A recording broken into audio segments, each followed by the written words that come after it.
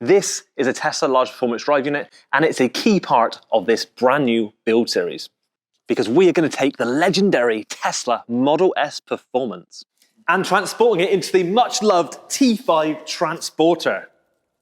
Now this Model S Performance, as you can see, looks pretty damn rough, and that is because it is a Category S that has come from Copart, but luckily for me, it drives absolutely perfectly. But we did have a bit of a nightmare getting into the front end to bring the 12-watt battery online, and Nick discovered something quite interesting. He reckons he can get into the front trunk of a Tesla within 5 seconds. I want to see if he can do it. Right. So I have 5 seconds. You have 5 seconds. I'm going to lock the car now. Yeah. The car is now locked. Go. 1. From when the alarm starts. 3. Because you don't know I'm here braking in your car 4. yet. Okay. Chris, you don't know. You don't know I'm here. As soon as it does this, though. As soon as I pop this bit. So I need to pop that one and then stick my finger through the top. I'm going to turn the alarm off, though. No, leave it going. Ready? As you just saw, Nick got into the front of this car in less than 5 seconds. So just be aware of that. If you have one of these older Model S's with that old front end that you can pop out, someone can actually break into the front trunk pretty damn quickly. That's scary. Now I'm going to explain to you why I bought a Model S Performance. Now this motor is exactly why I bought a Model S Performance instead of a Model 3, as I have a love for the Tesla large drive unit. I had one of these in my Skyline, which was the first ever EV I converted, and yes, that was an R32, and a lot of you hated me for doing it, but these motors are absolutely amazing. Over 380 kilowatts, 650 newton meters of torque, and that's before it goes through its 9.73 to 1 reduction. But they do have a major problem that started happening with them as they've got older and higher mileage. This one, as you can see, looks absolutely brand spanking new, and that is because it's been completely refurbished by the team at Fellten before it goes into their Porsche kits. And one of the key things they do is replace the seal just there, as that puts coolant through the motor rotor to keep it cold. But the issue is the seals are starting to break down, and it's letting coolant, which has water in it, into the motor. Now, there's a lot of electrodes that you're going through there, and the two do not mix very well. Then it starts making a lot of noise, and eventually it seizes solid. And one of these motors from Tesla is thousands of pounds. So if you have a Model S or Model X Performance, get the seal replaced, or fit one of those $40 pucks that you can buy online to blank off the coolant, as Tesla started blanking the coolant off on their newer refurbished motors. Now, if you catch yours too late, which a lot of people do, and their cars are already making a lot of noise and they are not salvageable, you can reach out to the team at EBC Brakes, because they stock parts for all different types of EV, including large drive units just like this. Oh yeah, and also, they're the reason I have the Model S Performance.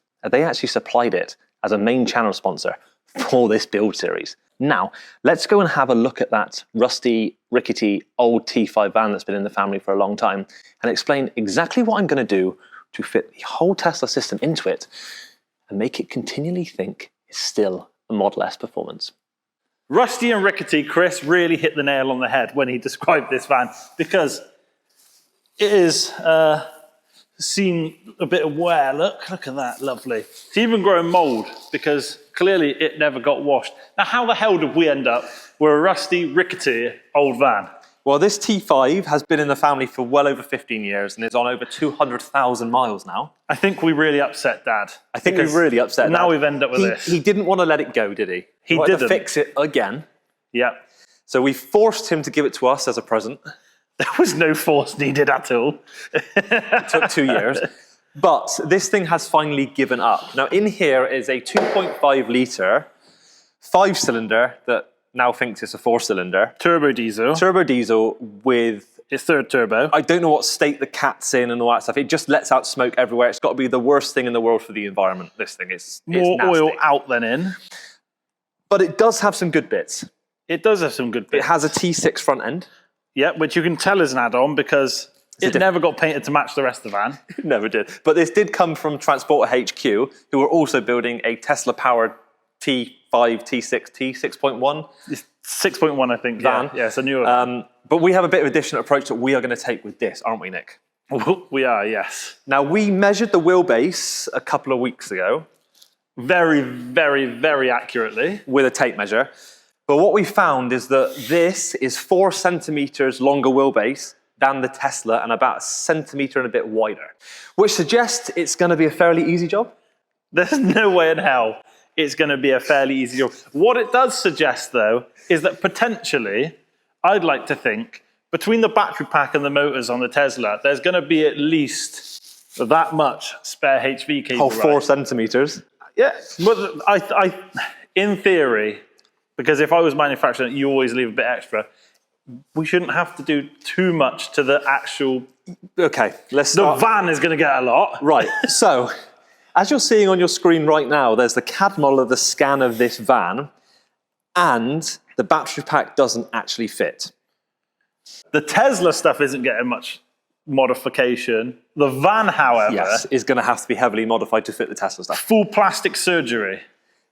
If you want to call it plastic surgery, I think it's bone-changing surgery. It's full organ transplanting. It's got to have a lot. Yeah. I think the plan is going to be that we are going to drop everything out of the Tesla.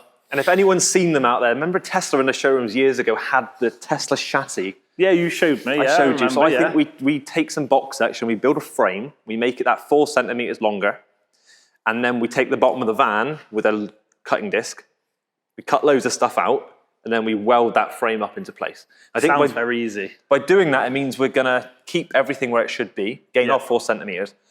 But what I really want to do is take out all the electronics, like everything, which I know you hate the wiring stuff. You say that, but I did measure the dashboard.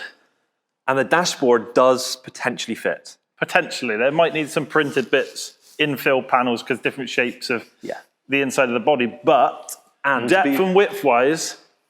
To be honest, that dashboard on that thing has a lot to be desired, doesn't it? It's pretty disgusting. It really is. It's horrible. The plan is now we're going to take every single bit out of the Tesla and try and fit every single bit into the van. So the van still thinks it's a Tesla P85D.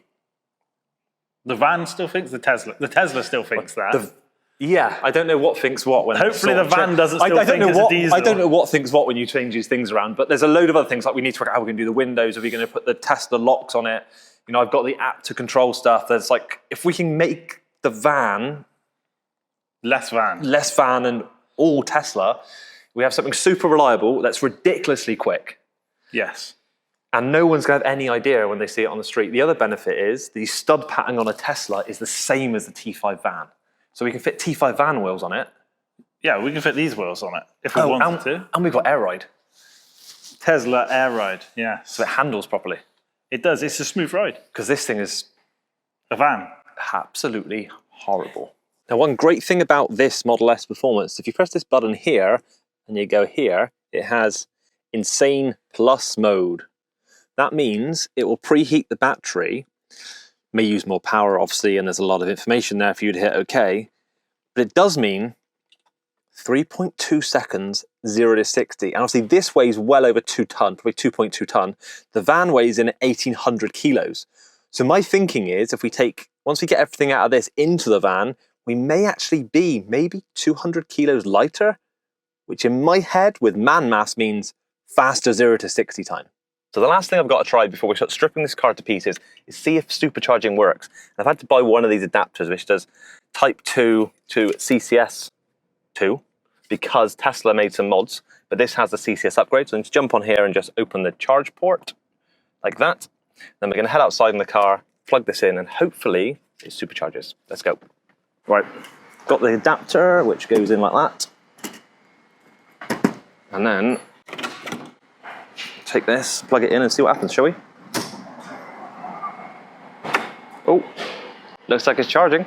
So look at this, it is supercharging at 32 kilowatts. Now it is limited because it's an older Tesla. But on here, it says 0 cost, which means we have free supercharging for life on this car, which is going to be absolutely great once this is in the van. Let's go and get the thing unplugged then. Well, that's the charging finish. Make sure I don't lose my adapter. Thank you so much for watching this episode, and make sure you hit that subscribe button and come back for future episodes where we're going to be starting to strip this car to pieces and try and get it fitted to that van.